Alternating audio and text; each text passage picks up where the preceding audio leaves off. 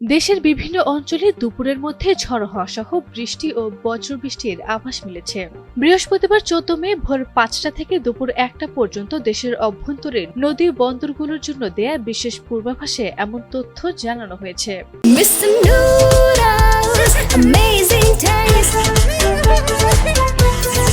অধিদপ্তরের আবহাওয়াবিদ ডক্টর মোহাম্মদ ওমর ফারুকের স্বাক্ষরিত ওই পূর্বাভাসে বলা হয়েছে, রংপুর, দিনাজপুর, রাজশাহী, পাবনা, বগুড়া, টাঙ্গাইল, ময়মনসিংহ, ঢাকা, কুমিল্লা ও সিলেট অঞ্চলের ওপর দিয়ে পশ্চিম বা উত্তর পশ্চিম দিক থেকে ঘন্টায় ৪৫ থেকে ৬০ কিলোমিটার বেগে দমকা অথবা ঝোড়ো হাওয়া বয়ে যেতে পারে।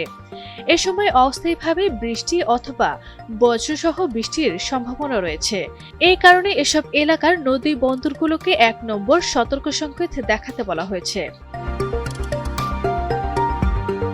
অন্যদিকে গতকাল রাতে প্রকাশিত দেশের ২৪ ঘন্টার পূর্বাভাসে আবহাওয়া দপ্তর জানিয়েছে, আজ সন্ধ্যা ৬টার মধ্যে রংপুর, রাজশাহী, ঢাকা, ময়মনসিংহ ও সিলেট বিভাগের অনেক জায়গায় বৃষ্টি হতে পারে।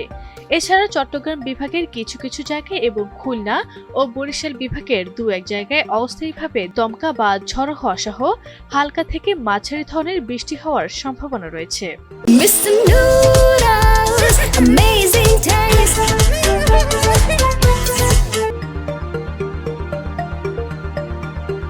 একই সঙ্গে রংপুর, রাজশাহী, ময়মনসিংহ ও সিলেট বিভাগের কোথাও কোথাও মাঝারি ধরনের ভারী থেকে অতি ভারী বর্ষণ হতে পারে।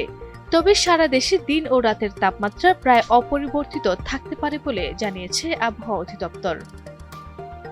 আরভি ইসলাম হিমু, এনটিভি অনলাইন।